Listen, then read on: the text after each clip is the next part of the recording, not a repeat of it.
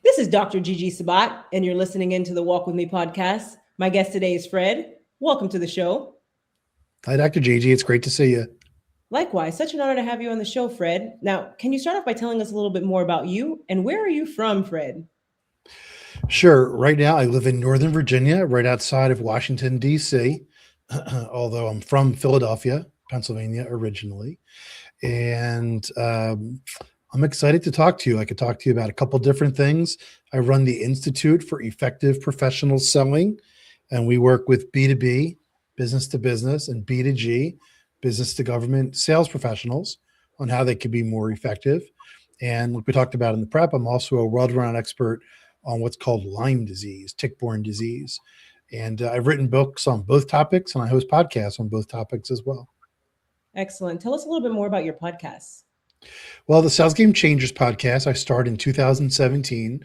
We've just did our 800th episode. Before the pandemic, I used to go to people's offices, typically sales VPs, and I would bring my ATR 2100 mics, and I would interview them on their sales career and wins and tips for young sales professionals.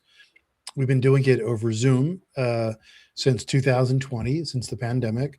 And we have a couple different shows. We have a Women in Sales leadership show. We have the main show where I interview sales VPs. We do a show on AI and selling effectiveness. We do a show on marketing and selling effectiveness. I also do a show called Office Hours, Sales Professors Unplugged, where I interview directors of professional sales programs at universities. Dr. Gigi, if I were to ask you how many universities have a sales major, minor, or concentration, what would be your answer? A lot. A little. There's 70 There's only a in little. the country. So it's very, very small. There's 5,000 or so that have marketing degrees, but there's only about 70 that have a sales degree. So we work with a lot of those universities to help get their message out there as well. Well, that's very good. And I love the question. Thank you so much for asking. And You're welcome. it's so insightful and it makes the individual think, so to speak. And we are always expanding. And so I love how you raise awareness as far as the sales sides of things go uh, and that growing, so to speak. So thank you so much, Fred. Now, when we talk about Lyme disease, I want to circle back to what you said about Lyme disease. Can you tell us a little bit more about Lyme disease and what does Yeah. it mean? Yeah. Lyme disease is a global epidemic. I'm sorry to cut you off. It's a tick-borne disease. So it's caused by ticks. Uh, uh, there are people with Lyme disease all across the world, Australia, all across the United States, Canada, Europe, and it's basically at the epidemic proportions. And it's a tick-borne disease. There are about 25 or so tick-borne diseases that can be transmitted by a typical tick. You might get bitten by a tick out hunting or walking or going on a canoe somewhere, or I know people who've been bitten by ticks in the middle of New York City, middle Mhm. of Manhattan. Unfortunately, if you don't realize that you were bitten by a tick within 3 to 4 weeks, it can wreak hell and havoc on your body. It's a horrible, horrible disease. Wow. Thank you so much for sharing that, Fred. Now, Fred, what gives you the most joy in your life? What gives me the most joy in my life? Yes. Getting a text message from my children. Oh, So I have 3 children, one of each. Matter of fact, one who actually lived not too far from you down in Jacksonville. And yes. they're all adults now. And whenever I get a message from any of them, it brings me joy.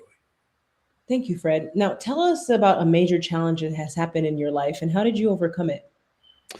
Well, about 5 years ago, I had someone in my life who had Lyme disease, and they left, uh, literally just walked out the house. And I decided I needed to learn more about Lyme disease. I then became an expert. I wrote a book. I host a podcast. I have thousands of social media friends across the country. I've traveled across the country signing books. I probably get anywhere from 20 to 50 communications a day from people in the Lyme world who are looking for support, looking for ways to ask for support. and it's been quite remarkable. I knew very little about it 5 years ago. I had someone in my life who had Lyme, and I knew enough about this particular situation to be on top of it. And then I just became an expert. And one of the messages there, Dr. Gigi, is you can learn about anything, right?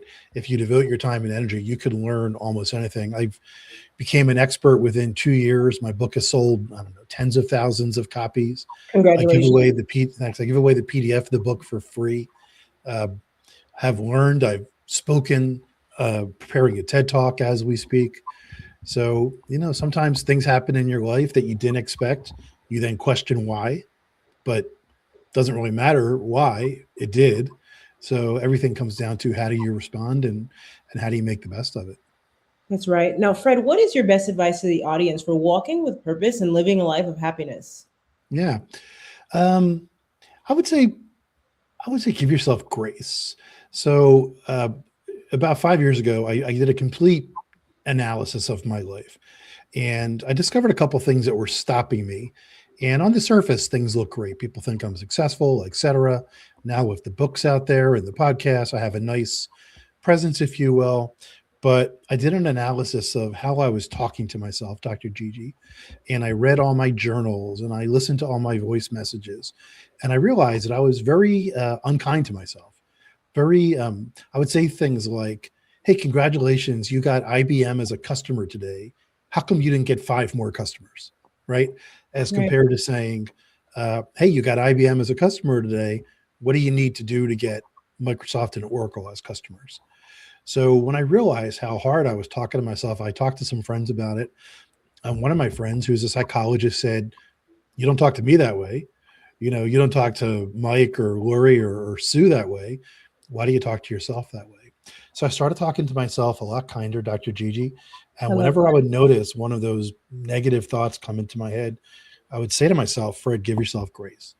And 2 seconds later, I was focused on more positive side of what's going on. Love that. Give yourself grace. Very Very powerful. simple. Give yourself grace. Love it. Now, Fred, thank you so much for being a guest on the Walk With Me podcast. Where can the audience find you? You can find me on social media. I'm pretty frequently on LinkedIn, which is where you and I discovered each other. I'm on Facebook. I have an Instagram account. I'm not that hard to find on social media. Thank you, Fred. Ladies and gentlemen, make sure to check out Fred. And Fred, thank you again so much for being a guest on the Walk With Me podcast. God bless you and be safe. God bless you too, Dr. Gigi.